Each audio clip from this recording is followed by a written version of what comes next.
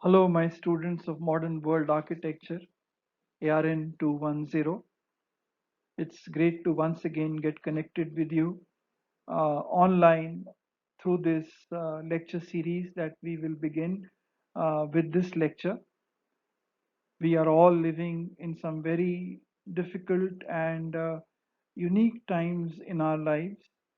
I believe that none of us in our lifetime has been through a phase like this when our entire nation is in near total lockdown. Not only our nation, but many parts of the world are under near total lockdown, and we are going through some very difficult times. And as a result of that, even our schools and colleges have been completely shut down.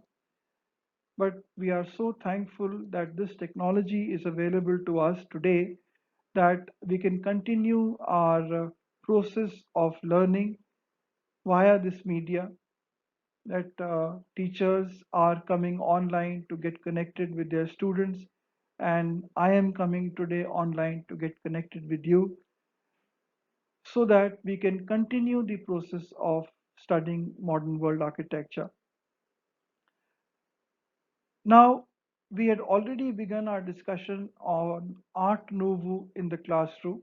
We had discussed the part one of this series. Today, we will start the part two. And I had already told you that this was a short lived movement from 1890 to 1910.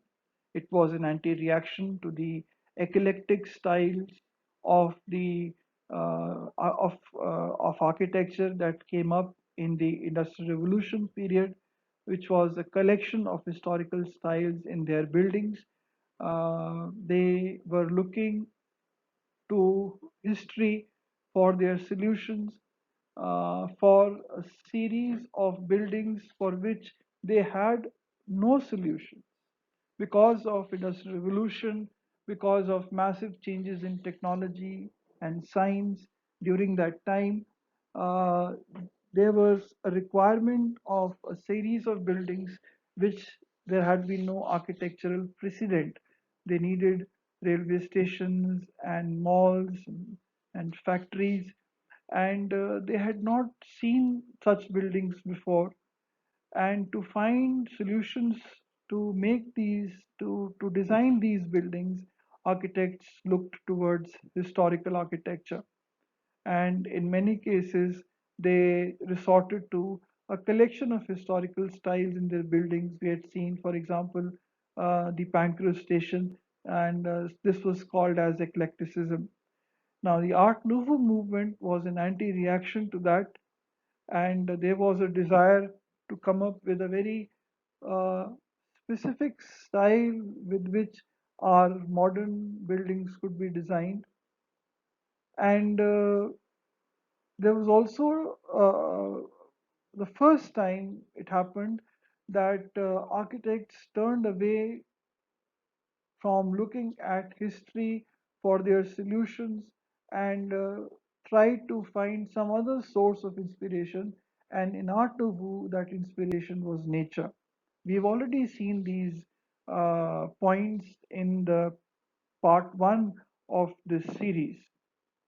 Now, just to recap, the beginning of the Art Nouveau movement in Europe was made in the area of painting, sculpture, and graphics, and also in architecture. In architecture, the early beginnings can be traced through the arts and crafts movement in England, where an architect, William Morris, was a strong proponent of fitness for purpose, which means ornamentation and decoration in buildings, in furniture, etc., must be fit for the purpose for which it has been provided. Over time, Art Nouveau spread throughout Europe under many titles like Jugendstil, Style Libre, Art Nouveau, and of course the arts and crafts movement in England. Art Nouveau had two phases. The early phase was predominantly facade treatment, where the focus was the aesthetic treatment of the building facade and also the aesthetic of the interiors of the building. The later phase was to do with the complete plastic treatment of the building, that is to say, the plan and the elevation, every part of the building was uh, worked upon, and an entirely new build form was evolved. In this slide, a comparison is shown between the interiors of a Baroque building vis-a-vis the interiors of an Art Nouveau building, which is the Tassel House by Victor Horta. And you see these two interiors, you see that both have ornamentation and color, but when you see Baroque, you can make out that there is far heavier ornamentation and profuse use of colors and decoration. On the other hand, in Art Nouveau, there seems to be more restrictive use of color and ornamentation. If in Baroque the theme is religion, which is the basis of the ornamentation, in Art Nouveau it was to do with nature. So what you see here are whiplash and lines derived from biomorphic and zoomorphic forms. One of the most iconic architects of the Art Nouveau movement was Antoni Gaudí, who was a Spanish Catalan architect with a highly individual style, and his work was concentrated in Spain. He had widespread international appeal, and 7 of his works have been declared as World Heritage Sites by UNESCO. This includes projects like Casa Mila, Casa Batlló, and Sagrada Familia. This is Casa Mila, and this was a work which had a fantastic organic form with undulating facades and roof lines. The plan of Casamilla shows the complete plastic treatment of the building. This is a zoomorphic derivation where the plan has been derived from the structure of a leaf. This is a literal interpretation of organic architecture by Antoni Gaudí. And here, when you see the third floor plan, you find it has irregular rooms and curving corridors. On this floor, what you see are 4 apartments, all irregular with irregular walls and these curving corridors.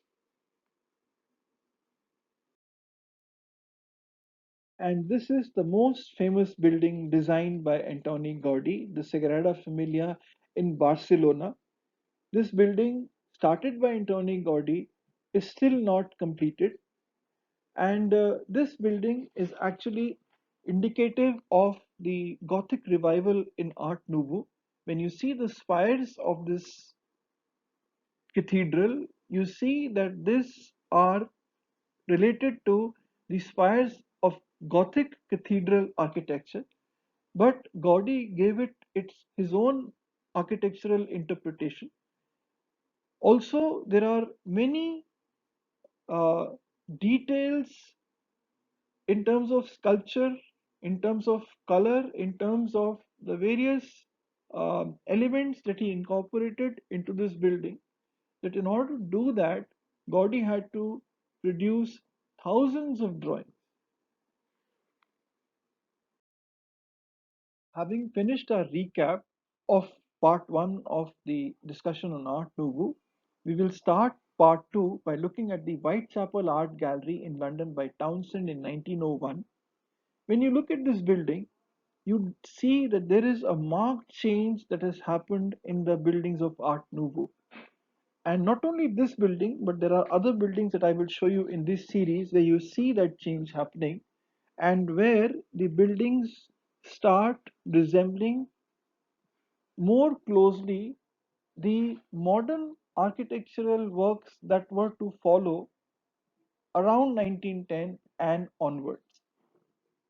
If you look at this building, you find that it has a very plain facade in comparison to the biomorphic and zoomorphic aesthetic treatments that were given by Victor Horta, Henry van de Velde, or the very radical works of Antoni Gaudí.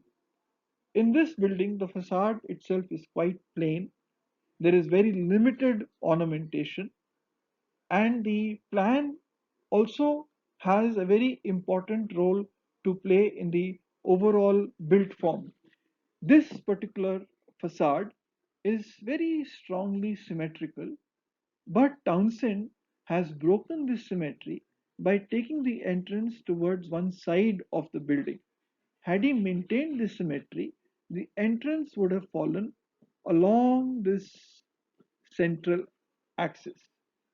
But he has not done that, and he has shifted the axis and brought in asymmetry within a very strong symmetry. This slide shows the first design of the Whitechapel Art Gallery, and this shows that the plans and the elevations as they were originally proposed were also perfectly symmetrical. The plan is simple and symmetrical around the central axis, and so is the elevation. And the elevation with the central symmetry appears to be of an older vintage. This slide shows the final plans of the Whitechapel Gallery, and this reveals that there were certain constraints that came in front of Townsend when the actual plan had to be executed, and therefore the plan underwent a drastic revision from a very strong, simple axial symmetry. The plan became completely irregular and asymmetrical to suit the site, and the elevation also underwent change from number 1 to number 2 to finally number 3, which is the final elevation of the building.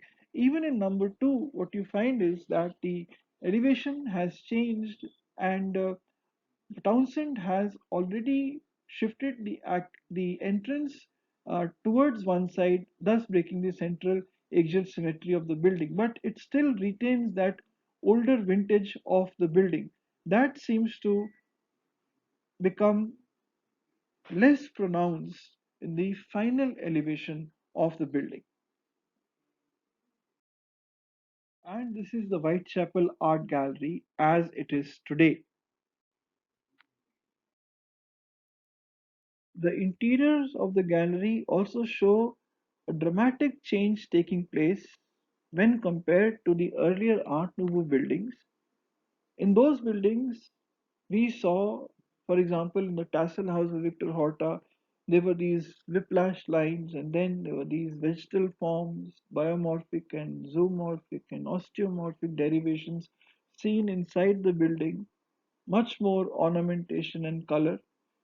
When you see this interior, you find the walls are white plains and the light filters in from the top. And these are the other galleries within this building. And then you look at the work of Victor Horta, which is this building, which is La Maison du Peuple in Brussels by Victor Horta. And this was commissioned by Emil van de Velde and the Belgian Social Democratic Workers' Party. It housed offices, shops, a large cafe, and an auditorium right at the top of the building. And unfortunately, it was demolished in 1967. But when you look at the facade of this building, you are reminded of buildings, modern buildings of the 20th century. In this slide, you're able to see the auditorium of Maison de People. And when you look at the auditorium, which is at the top level of this building, you find that this is a mechanical or a machine aesthetic. When you look at this, you realize that that profuse biomorphic, zoomorphic, ornamental style of Art Nouveau buildings is not there in this. It is very industrial in its aesthetic, very straightforward. In the side balconies, there is a certain amount of ornamentation done in the ironwork, but overall, the aesthetic has changed completely. And this actually is a work of Victor Horta, who had done this biomorphic and zoomorphic aesthetics in his earlier buildings. And even the plan, when you look at it, has become so asymmetrical to meet the needs of a modern building of this type, and also to meet the requirement of the site for this project. This is a closer look at the auditorium on the second floor level. And again, I would repeat that this is a very simple industrial aesthetic that he has done. Now, in contrast to Maison du Peuple is the municipal house in Prague by Alphonse Mucha. If in the municipal house, Victor Horta has not used biomorphic or zoomorphic forms and ornamentation that he had used in his earlier works, but has brought in a very industrial aesthetic, Alphonse Mucha, making a building which is of a similar time period, has used a lot of color and ornamentation both within and outside the building. So I'll make my point again that many times it does not happen that one particular style of making buildings comes to an end and another style begins, but sometimes they continue to run parallelly with each other. Many overlaps take place, and both coexist together. So if on one hand Victor Horta's work shows us a coming in of an architecture which is much more plain and much more simple, having this kind of machine aesthetic. Alphonse Mucha's work, on the other hand, is highly ornamental. And then later on, we see one of the most iconic buildings of the 20th century, the Sydney Opera House by Jean Hudson, that was made in 1973. And this building, which is a sculptural expression of a modernist building, and it is depicting, or it is symbolic of sails, as you can see in the overall uh, form of this building. And you can also see the tremendous auditorium that has been created here in the Opera House. Or later on in 1992 to 1999, the Duchesne Cultural and Congress Center in Switzerland by Jean Nouvel. Again, you find that there is this advanced structural technology, advanced material technology that has resulted in this tremendous form of this building with this massive cantilever here. And here you find the interior again, a very tremendous interior space or auditorium that has been created here in this center. Have the example of the Sage's Gate set by Norman Foster, a wonderful example of a building in glass and steel. As I've often said in class, architecture is not the driver of change, but architecture is driven by change. Change that takes place in structural technology or material technology or building technology, and an architect takes all these various evolutions and developments and implements them in his architecture. His unique ability at creating these fantastic forms is always there, as is evident in the work of Norman Foster or Jean Hudson or Jean Nouvel. But behind this are all those developments also that have taken place. So we find that there is this evolution that has taken place from Maison de People by Victor Horta all the way up to Norman Foster in 2004. And here also we find this building in glass and steel, this fantastic form with this amazing auditorium, this building. Let us now again go back to Art Nouveau period, and we find this another iconic building, the Secession House in Vienna by Joseph Marie Olbrich, 1898 to 99. And when you look at this building, it has got a predominant white planar facade with strong horizontal lines, with a controlled ornamentation, and at the top is a metal leafed dome which allows for light to filter into the building. but it also has a very strong axial symmetry. A closer look shows you the metallic leafed dome at the top being held amongst what looks like uh, Egyptian pylons, miniature Egyptian pylons. And here I have taken the building and I have superimposed upon it some 2D geometrical forms. If I withdraw the building, what you find is that the overall building is a very symmetrical composition of 2D forms, rectangles and squares, and a circle at the top. And this is how symmetrical that this building is. And when you look at the plan again, you find that the plan itself is uh, also symmetrical, but it is a very simple straight line plan, very neat, very tidy. And if you compare it with the plan of Antoni Gaudi for the chapel of the Goel colony, you find that that plan, which was based on a zoomorphic interpretation of an insect, uh, then you find that over the Art Nouveau movement, how dramatically the plan has changed. The plan has become, if I can use the word, it's more modern looking. It's more similar to what a modern 20th century building plan would look like. And when you step into the interior of Aldrich's building, you find that even some of the ornamentation on the outside is it's completely gone. The interior is completely devoid of that. It is plain and white planar geometry. Again, light filtering from the top, and it somehow again reminds us of the Whitechapel Art Gallery, which also had white planar geometry.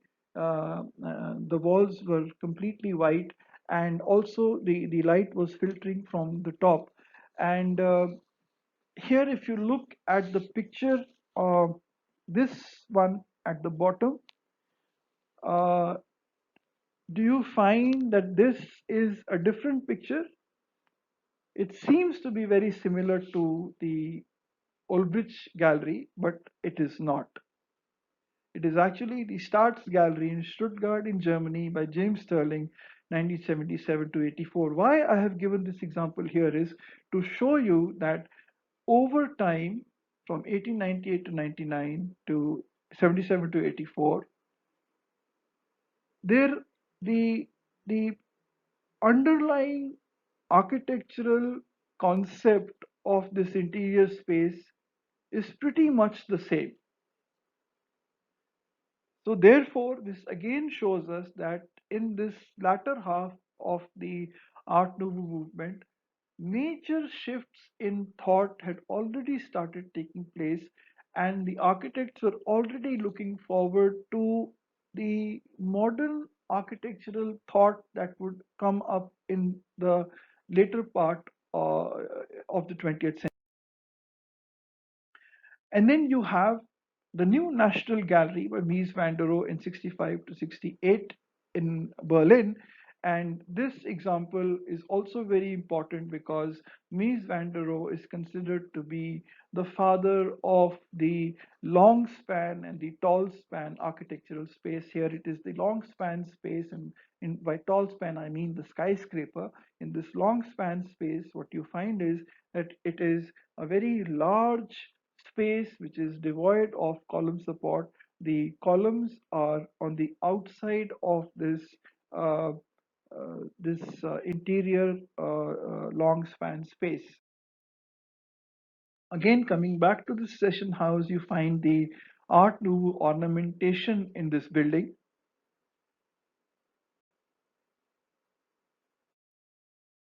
and here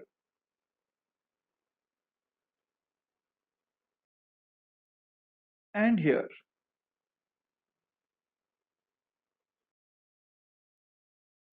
Having seen these buildings, let us now come to a very major example of the Art Nouveau movement, And I begin this by titling it as mechanomorphic interpretations. And the building that I am going to talk about is Charles Rennie Mackintosh's Glasgow School of Art in Glasgow from 1905 to 1909. This is Mackintosh. This building, also called as the GSA Mackintosh Building in Glasgow, Scotland, if you look at the overall elevation of this building, you find it is plain, it is devoid of that Art Nouveau ornamentation that you've seen earlier in the buildings of Horta or Gaudi, etc. Even you've seen that ornamentation in the works of Joseph Marie Olbrich and others. But here that is completely gone. The building is completely in plain masonry, and there is an extensive use of glass to bring in light into this. At a closer look of this building, the exterior walls comprise of large windows which provide light for the art studios and the two-story library within the building. This is the building from a side angle, and this is considered to be Mackintosh's architectural masterpiece. It is an important example of Art Nouveau style of mechanomorphic interpretation. The Glasgow School of Art was housed in a number of buildings in Glasgow, Scotland, and it offered courses and continues to offer courses in UG, PG, and PhD in architecture, fine art, and design. The GSA Mackintosh building was the dominant building of these set of buildings. This entrance to the GSA Mackintosh building is again an example of asymmetry in symmetry. It reminds me of the Whitechapel Art Gallery, where Townsend had shifted the entrance to one side of the building. Mackintosh also seems to do the same. He has shifted this entrance to one side and thus has created asymmetry in symmetry. Now, if you look at an example of perfect symmetry, Taj Mahal comes to mind. This is an example of perfect symmetry or perfect central axial symmetry. Whereas, if you look at the work of Frank Gehry, here it is what you would call as perfect asymmetry. And then you would look at these buildings by Townsend or by Mackintosh, or later on in the 20th century, the Vana Venturi house by Robert Venturi, and you find asymmetry within symmetry. For example, in the Vana Venturi house, you find that the overall form of the building is quite symmetrical, but within that, there are asymmetrical features. For example, these fenestrations on this side and this side of the building, they create asymmetry. Now, the entrance here with this false arch is also symmetrical, but the chimney here at the top, by providing this feature here, creates asymmetry. So there is asymmetry in symmetry, and this idea has continued or has been applied by architects in many buildings. We see that here in this. Then in the GSA building, the GSA Macintosh building, there are these volumetric masses of heavy masonry. And this slide actually shows you the two side elevations of this building.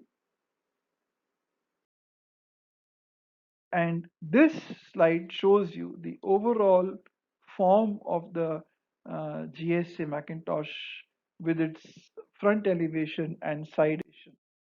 Here it is the front, side elevations and the rear elevation, and below the actual pictures of the front elevation and the two side elevations.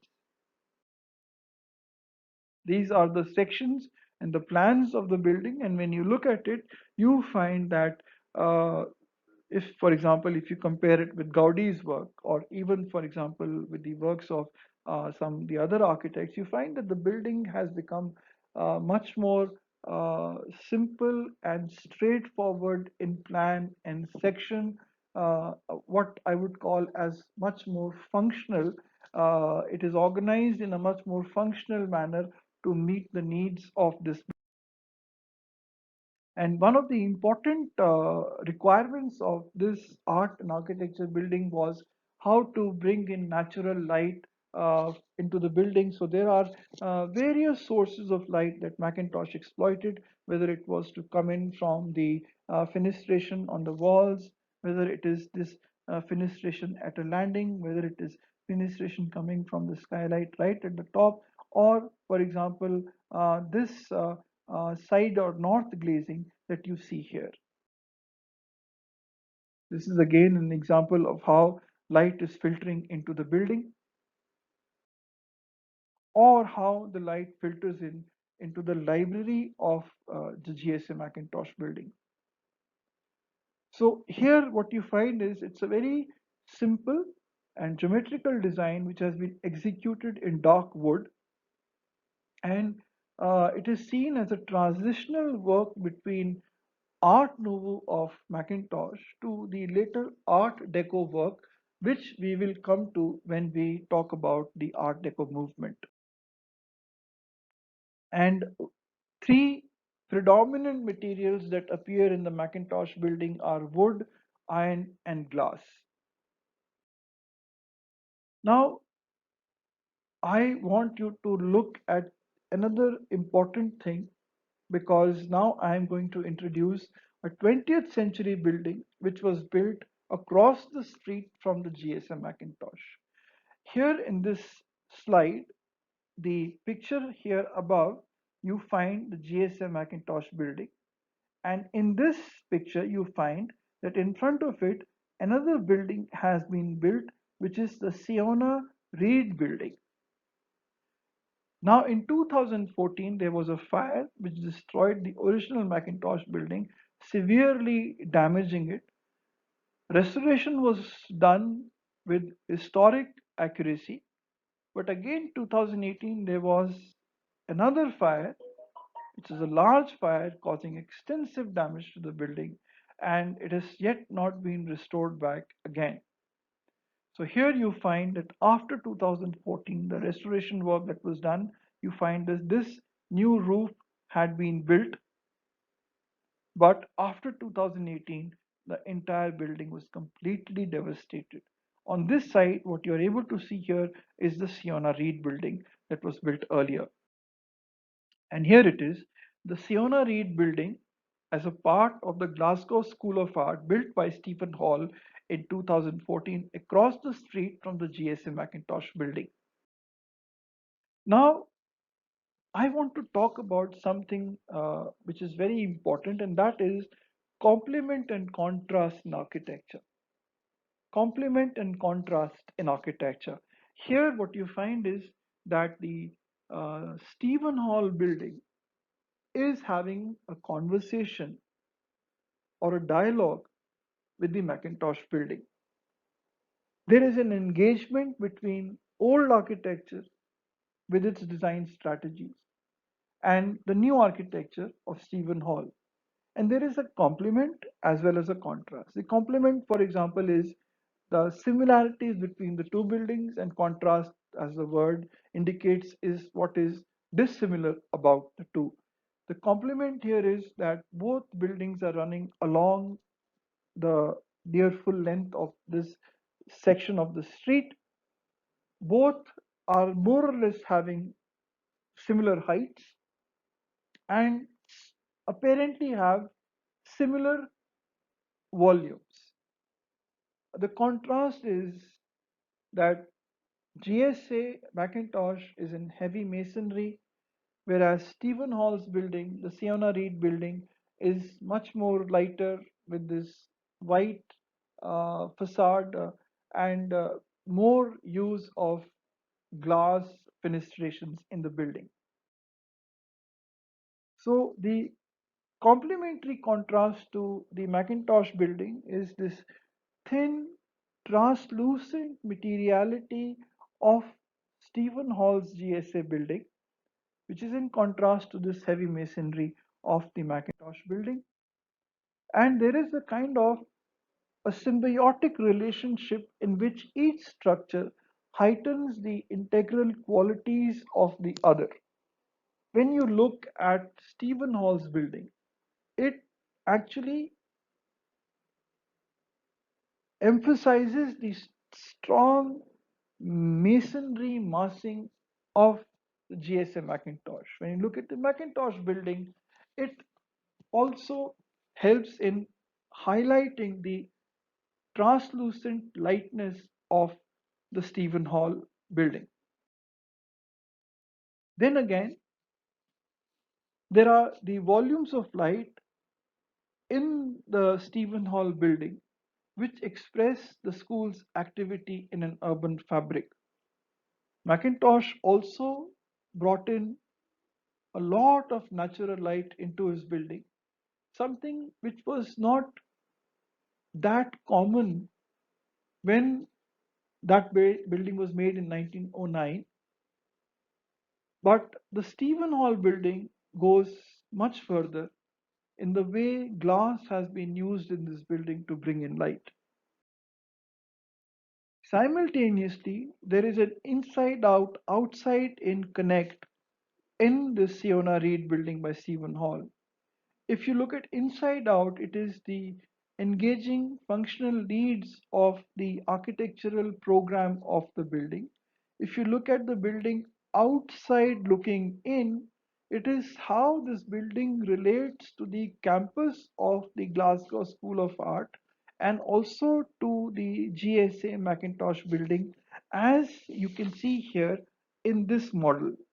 It's part of the composite GSA set of buildings, but particularly it has this connect with the GSA Macintosh building. And here it shows the sections of both the Macintosh and the Stephen Hall building and how Macintosh's manipulation of building section for light in innovative ways during that time also inspired Stephen Hall in his approach by trying to bring in light in different ways into his building. So, on the left side, you see how Macintosh brought in light, whether it was from the skylights here, whether it was from the glazing in the walls here, or for example, even here. And when you come to the Stephen Hall building, what you find is this driven voids of light. The light is coming in right from the top and it is driven down through this void all the way down into the deep recesses of the building. Light also comes in from the fenestrations on the sides or from the skylights or this north skylight here. So there are these light shafts. You see them here. These are the light shafts. This is the light shaft. And this delivers natural light into the depth of the building. There is also providing this direct connection with the outside. You are able to see the changing color of the sky as you look up into this void of light. Also, this provides for vertical circulation or vertical air circulation within the building and it eliminates the need for air conditioning. We see a similar example in the Sendai Mediatek in Japan by Toyo Ito in 2001, where light wells were also used. This is a very unique building, an iconic building, where you see this light well here, but it's not just a light well, it's actually a tube that allows for vertical circulation routes. It allows for channeling people, light, air, and energy. As you can see, there is a staircase within it, so it allows for people movement up and down the building. It allows for light to come in right from the top, air to come in from the top, and If you look at the section of the building, you find that it has 13 vertical tubes, all of different dias, which are asymmetrically placed, and they are the structural members of this building. In fact, there is one other unique thing that you see here. If you look at the floor heights, they are all varying floor heights. We generally come across buildings that have identical floor heights, but this building has these varying floor heights, and that has been made possible because of the structure of this building. Now, if you look at the light entering into Sendai, it enters in through these 13 steel tubes here, coming in from the top, and even the elevator shafts are also light wells. There are computer controlled reflectors which are at the top of these two tubes, which beam daylight deep into the Sendai mediathek. So the Sandai mediathek essentially is a tube plate skin structure. There is the tube, the 13 tubes, then there are the plates, the horizontal plates of the floors, and then there is the glass skin all around the building. It's a new model for future architecture with a minimal structural system, a structure of tubes and plates where the structural loading is carried by these tubular steel columns and they wind and twist between the floors. So water, wind, and light flows through these tubes. The plates are able to achieve long spans with relative thinness because they are honeycomb steel plate structure. The glass skin is suspended from these horizontal plates and they wrap around the building perimeter. There is also an earthquake energy absorbing system which is at the basement of the building. So the concept behind this structural design is skewering. If you have ever seen kebabs being made on a fire, you find that there are these iron rods and the kebab pieces are skewered on the iron rods. So you find that here that if these are these rods, these tubes, then the horizontal plates have been skewered on them. And that is the reason why the heights of the floors could be varied. Because they are skewered, you could change the skewering distance one from the other. So you could have this floor height, or you could even reduce it if you wanted, as has been done by the architect and the structural engineer of Sendai. So the tubes support plates integrally and penetrate each floor vertically, and that is skewering. Now coming back to the Macintosh building and the sources of light, whether it is vertical, whether it is the fenestrations on the walls of the building, large fenestrations, or whether it is skylights, or whether it is north glazed skylight from where the light is coming into the building. And then you find even more transparency and light flooding into the Stephen Hall building or the Siona Reed building by Stephen Hall. And here we have the section which shows us the south and the north facades of the building. So we have the studios which are on the north side. The spaces have been located to reflect their interdependent relationships as well as the varying needs of natural light. The studios have been positioned on the north facade with this large inclined north-faced glazing to maximize access to diffuse natural light from the north side. And here, spaces which are not having the requirement for the same quality of natural light, such as offices, are located on the south facade. where access to sunlight is balanced with the occupant's need and the thermal performance of space through application of shading. Because this is the south facade and the sun is uh, hotter on this side, the floor here is recessed here, and the upper part, the upper floor acts as sunshade here for this large glazing and prevents that sharp sun from entering into these spaces, which do not require the same kind of natural light that is required in the studios on the north facade of the building. And here, what we find is that the Siona Reed building is actually a sustainable design. One of the main things I mentioned earlier is that in the driven voids of light, when vertical circulation takes place into the depths of the building, or vertical air circulation takes place, it eliminates the need for air conditioning in the building. Here again is a comparison of how light is coming in, for example, from the north glazing here in the Macintosh building or here in the Siona Reed building, and again pictures of the Siona Reed building and how tremendous amount of natural light is flowing into these art and architecture buildings, both the Macintosh building and the Siona Reed building.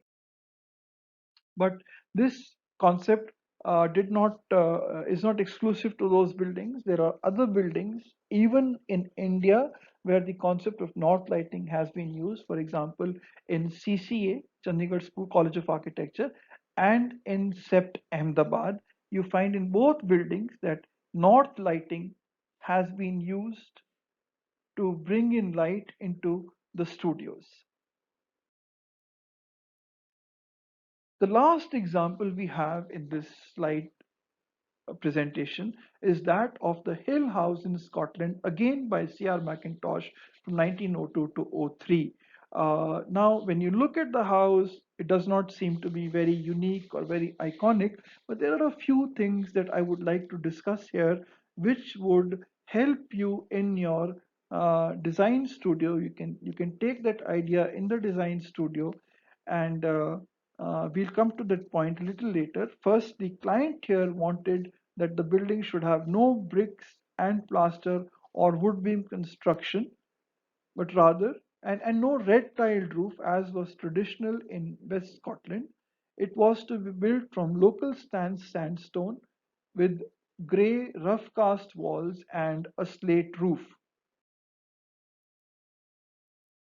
So the architectural effects that have been generated by the architect in this house is by the massing of parts rather than by ornamentation. Now, this is a very important evolutionary point towards modernism, where the architectural aesthetic of built form was brought out, or rather will be brought out in the buildings we will see later in the 20th century by their massing and not by some ornamentation. The requirements and the non traditional taste of the client allowed Macintosh to have complete freedom in his design ideas. These are the planned development of this house.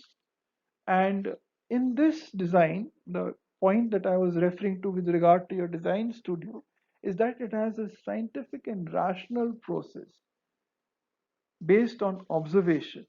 What Macintosh did was that before designing the house, he spent some time in the client's home observing their everyday life.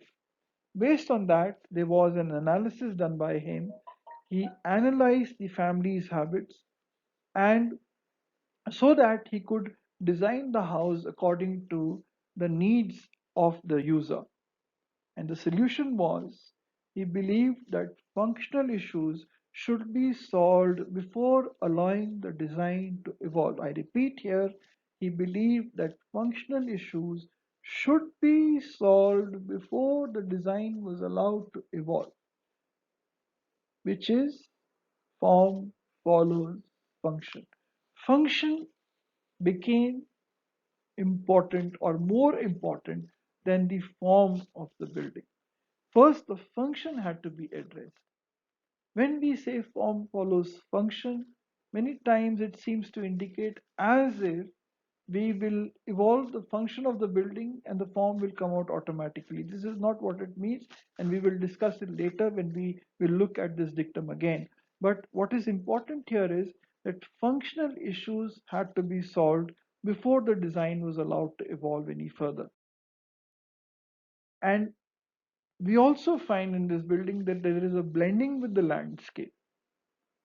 Not only is he trying to give it an architectural aesthetic by its massing, but he is also blending the building with the landscape, whether it is blending with the overcast sky, whether it is blending with the cold, cloudy sky of Scotland. So he gives it a uniform grey exterior treatment throughout the house. Now, when you look at these images, what you find is that Macintosh's appreciation of Fugain, that exterior form evolves from interior planning. Exterior form evolves from interior planning. Again, the same idea of form follows function. It used to be the reverse earlier, but here Macintosh, as he said earlier, was that the function has to be evolved first and design, the overall form, so to speak, had to evolve later. Then there is the asymmetrical construction because he depended on massing to create that aesthetic. There are different roof levels and shapes in this building. Then there is minimal decoration. There are heavy walls and rectangular square windows which express a very strong, simple, sober construction. But the interior is quite different from the exterior. The exterior is dull gray throughout the building, but the interior is warm, carefully decorated, and smooth. Macintosh again relates to Pugin's theory. He minimizes the exterior decoration to emphasize on the interior design of the house. So there is a transition from the harsh world outside to the safe space inside the house. And these are the interior spaces of the Hill House, where Macintosh gives full expression of interior designing, whether it is in the light fixtures, whether it is in the furniture elements, whether it is the kind of limited ornamentation that he does on the walls of the interior of the house. All of that comes forth here, or whether it is even in this very iconic chair that was designed, a high backed, very simple chair designed by Macintosh himself. And this is the entrance hall. Again, the light fixtures have been designed by Macintosh in comparison to the Baroque interior. Now you see how dramatically the interior has evolved in the Art Nouveau movement. It is no more the interior of the early part of Art Nouveau, which was whiplash lines and vegetal forms of Victor Horta, or the very osteomorphic, zoomorphic forms employed by architects like Antoni Gaudi. But here, the building looks, if I can use the word, modern 20th century architecture is reflected here in this interior of the Hill House. And here is the image of the tassel house of Victor Horta. And now, if you compare this interior with in the early part of the Art Nouveau movement with the Hill House, you find what a dramatic shift has taken place in architectural thought with regard to the interior of the building. The walls, interior walls of this house are generally white with a delicate stencil design that has been done in pale greens and pinks and silver. And so that kind of uh, very soft colors have been used in the interiors in contrast to the dull gray on the exterior. With that, we come to the end of this second part of Art Nouveau. What we have seen here is how the second half of the Art Nouveau movement evolved from, say, 1901 to 1910. There is one more part left, the part three, which I will take up in the next stage. I will again bring in a few 20th or 21st century buildings to uh, draw comparisons with Art Nouveau and how the solutions of Art Nouveau impacted modern architecture in the 20th and the 21st century. Thank you.